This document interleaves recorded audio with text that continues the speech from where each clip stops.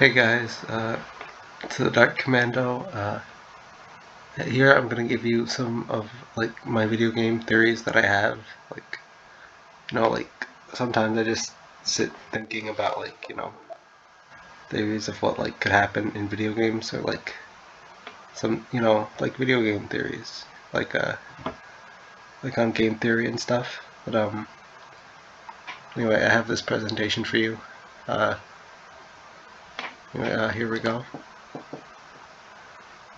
Okay, the first one is Fallout is a simulation. And you can see here, this is taken directly from the manual of Fallout, which the manual is styled to be it's styled to be like a Vault-Tec survival guide for the Wasteland. And this is section 2 called Simulation. And in it, it talks about a device called the Simtech 5000 over here. And as it says here, the Vault-Tec research group has determined that after a long period of security, many Vault dwellers may feel uncomfortable with the idea of returning to the outside world. The Simtech 5000 will provide a safe and reassuring return to life on the outside world. This chapter will give you a brief walkthrough of the operation of the Simtech 5000. And this is interesting because here it gives hold on, my dog just walked in.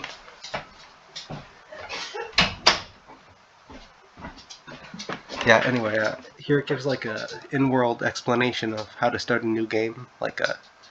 After starting the Fallout process on your terminal, which is the game, click on the New World Game button, or New Game button from the main menu. And then it has a character selection screen even, as Max Stone, that's the original guy that you pick, sorta, the first one. And walks you through the thing. But it doesn't give up the charade though. There's no actual outside world. It's just the simulation. The entire game is the simulation. It even says experienced Vault dwellers may want to start with the character creation, which also implies. Hold on, my dog wants to get out. Sorry.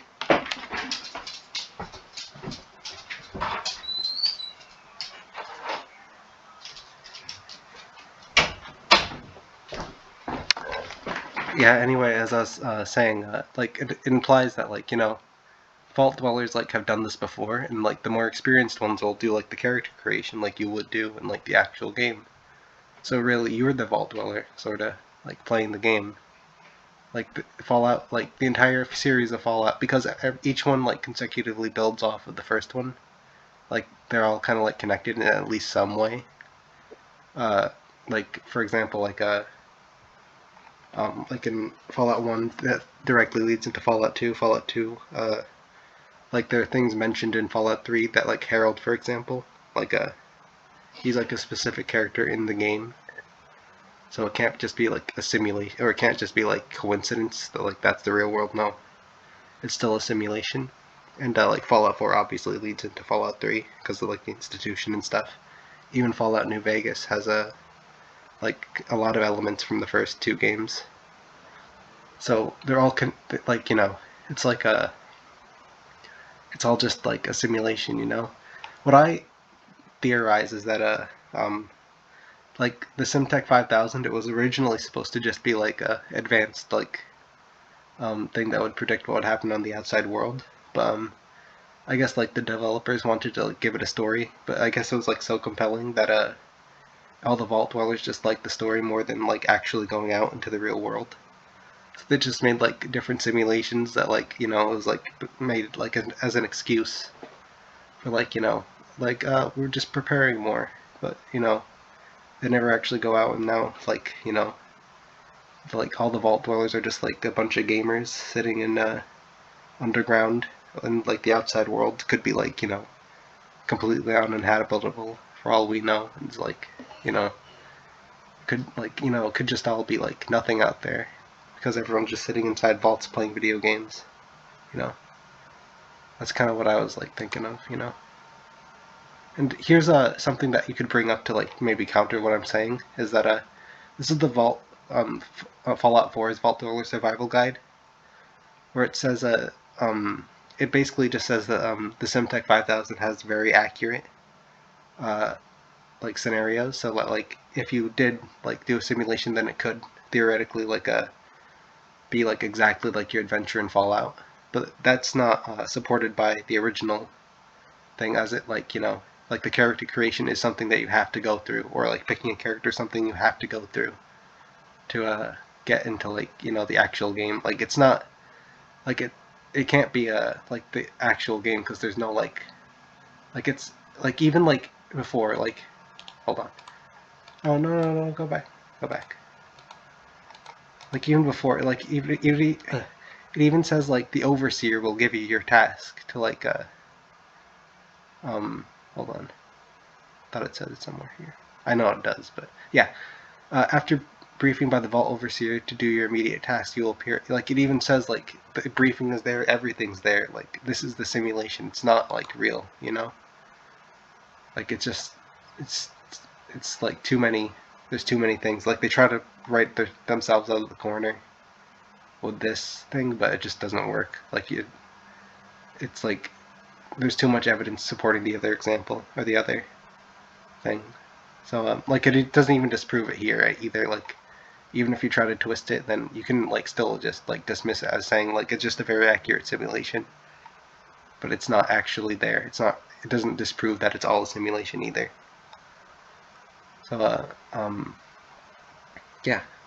Also, for it even like contradicts itself. It's like it's possible the above ground will be worse. For this reason, you must remind an employee that your real safety lies comfortably underground, which completely just like it completely negates the point of the Semtech 5000, So it might have even been like a video game designed to keep people underground and like live in a fantasy world where they can explore the wasteland, but there's nothing there. It's just the vaults in a simulation land.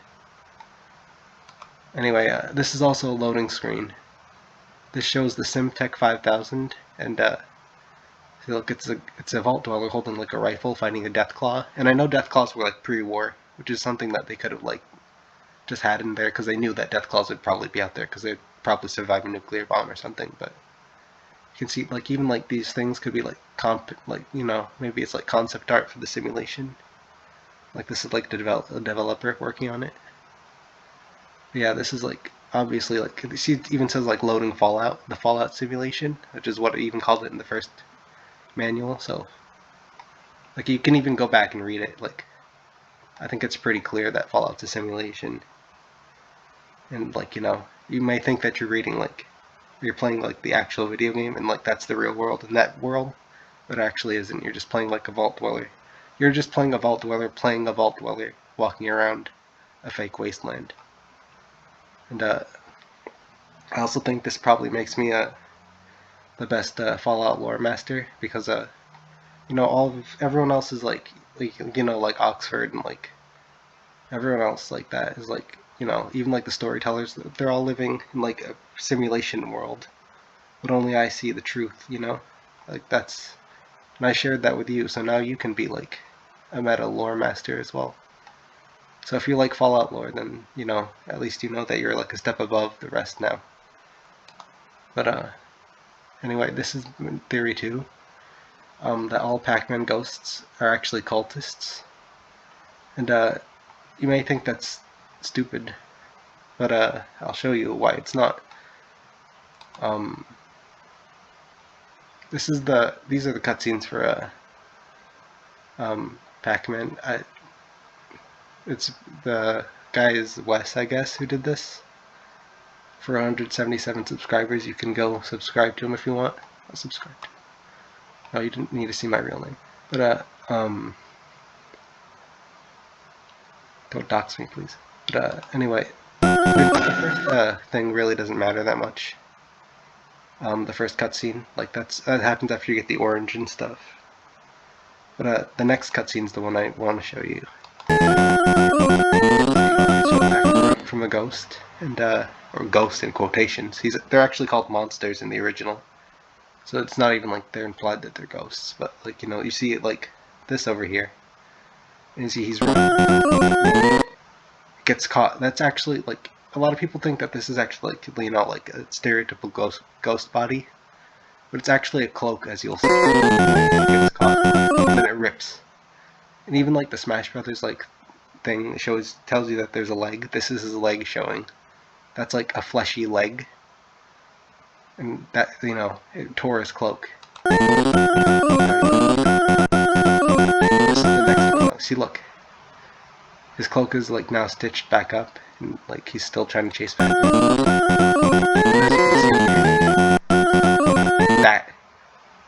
That's what's chasing you through the mazes.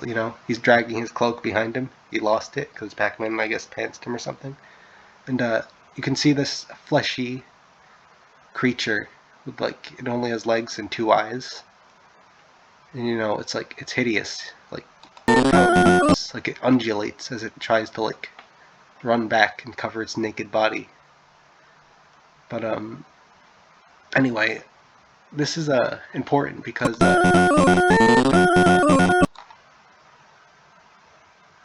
oh yeah, hold on.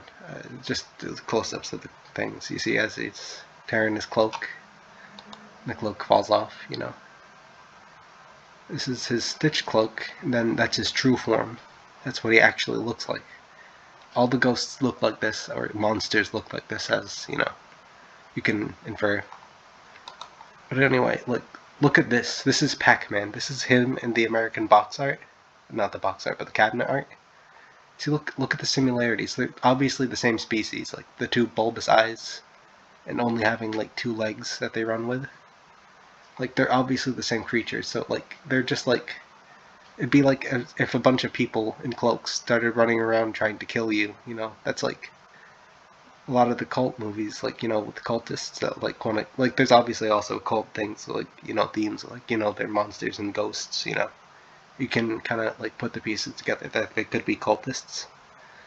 But yeah, like they're obviously the same like people, like just be a bunch of like, it'd be as if like 4 other people dressed in different colored cloaks were running around trying to kill you with like a knife or something.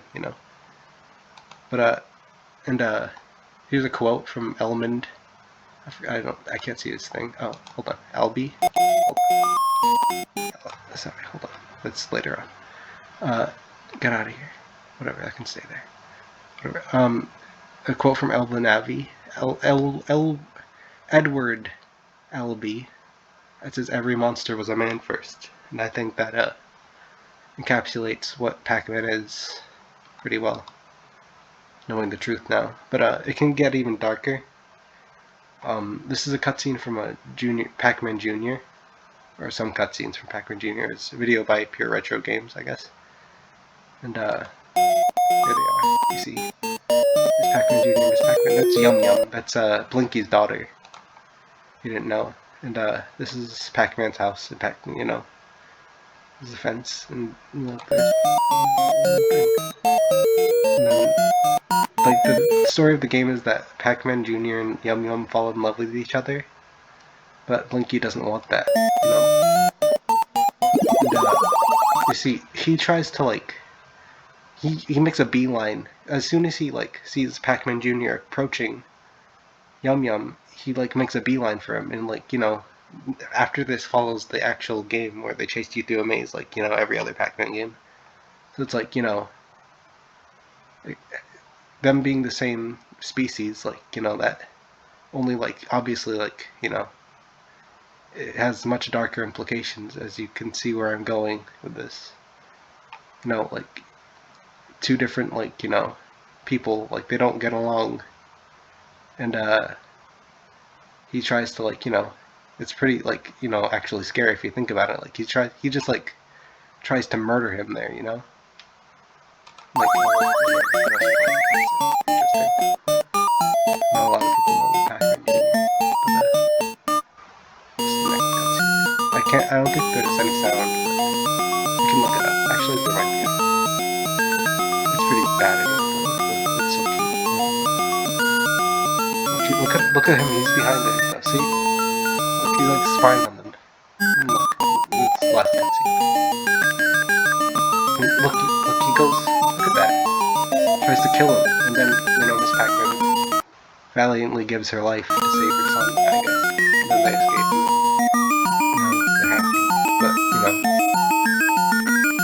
just keep in mind, like, this is pretty dark. I think if you can get the implications here that I'm trying to get across here, like, you know, robed people trying to kill other people, it's not good, you know. But anyway, let's move on. Alright, here's some like bonus rounds. This is like a few other things that like, you know, I've thought about before. These are like other people, but like not other people. These are like other theories that I thought of. Like, this is like in the first Legend of Zelda game, you kill the old man when you take the sword. This is a video by Ruben Crispin. So you go into the cave and it's dangerous to go along. Look what happens. Look where Link holds his sword. Look at that. He stabs him. And he, like, you can't see it here, but he's flashing right now, like he's fading away. And then when the animation finishes, he's gone. Like, you just raise the sword into his chest and then you stab him. You know, that's what I always saw when I was a kid, you know. But anyway, that's one theory. I have another Zelda theory too. Here's some theories I have about the Master Sword. Some theories I have about the Master Sword. One theory is that the Master Sword is the white sword from Legend of Zelda because they look similar. And like, it's in the hero. This is the timeline where Hero died, but I mean, it's not really that. Like, I mean, it happens at the last thing of the timeline, so it's like later on. So it's like, it's maybe the magical sword in the game is like a better sword, like a better Master Sword than the Master Sword. Like, it's a better sword than the Master Sword, and it's like they improved the technology. But the other one is that the Master Sword before the Legend of Zelda, when, like, you know, the pieces was restored to the land, they melted the Master Sword down and put them in the arrows because they didn't think they needed the Master Sword anymore. But then they, like, you know, Ganon rose again. And then, like, you know, it's because, like, the silver arrows are the only weapon that can finish off Ganon in the game. And it's like, you know, and the Master Sword's usually the one that can do that, but, you know, maybe they changed it so that, like, you know, I don't know, maybe I don't know, like, maybe they thought it'd be, like, safer, like it's more of a secret to keep the sword in arrow form or something. I don't know. It's just something I usually think of, like, when I think of Legend of Zelda, you know. And then last theory is, like, interdimensional storks from Mario. Like, as you see in Yoshi's Island, the storks deliver Mario and Luigi to, or they're supposed to be delivering Mario and Luigi somewhere. And supposedly that place is Brooklyn. But, like, you know, they're flying in Yoshi's Island, which should be in the warp zone that they go into to find Princess Peach in the Mushroom Kingdom when it first starts. The game, like, you know, the Super Mario Brothers series starts. But, like, that should be in Yoshi's Island. Like, it doesn't make any sense. Like, do all people come from the Mushroom Kingdom or wherever that is, that dimension, and then they just come into the real world? But like, later on in their lives, like after Yoshi raises them, supposedly. No, hold on. This is secret. This is after. After Yoshi raised them, they'd like they'd go back to, like, you know, supposedly the real world. Then they'd find it again, like, you know. Maybe they thought it was like just a childish imagination land until they found the warp zone again, and then they realized that they were at home finally again. Which is, like, you know, this is their plumbing business from Brooklyn. But, you know, like, maybe when they found the thing, they just kind of abandoned this place and, like, they went to their actual home. Like, also, like, the real thing is, like, that's kind of weird, is the storks, like, kind of interdimensionally travel, like, between our world and the Mushroom Kingdom. But anyways, you saw this before. This is his Rogue Trader weapon update. This is an unreleased Space Marine model. It's like the first multi-part Space Marine, and as you can see, it's more similar to the ones that were before. Like, before they finalized the design with the Rogue Trader box art, or the Rogue Trader box, like, plastic ones. And like, this one's obviously still made of metal. It's kind of cool, actually. Like, this is like the disintegration rifle. I guess this is sort of like a disintegration pistol, and this is, like, of course, sort of like a proto bolter. What I'm interested in here is the weapon is here. Like, it has a completely different design, and it's, like, updated. So like they're supposedly like gonna like keep using it. Like, you know, this was like a mainstay weapon. Like this is what the commanders would use supposedly. But then they decided, I guess, not to do it for some reason. I don't know why. Again, like, you know, it's like they're trying to keep it from us. But anyway, this is like the only one that I could see. Like, these are extremely rare and expensive, so there's only like really one that's assembled here, and it's really just assembled with putty, so like they won't like, I guess, damage it. But you can see it's kind of weird looking, to be honest. How he's standing, like even the BK helmet's kind of like, it's got a cool thing up there. I think that's kind of cool, but it's also just different. Like here, it's like it almost seems like it has 3 ports which it would shoot out of, or whatever, like holes that fire out beams or whatever.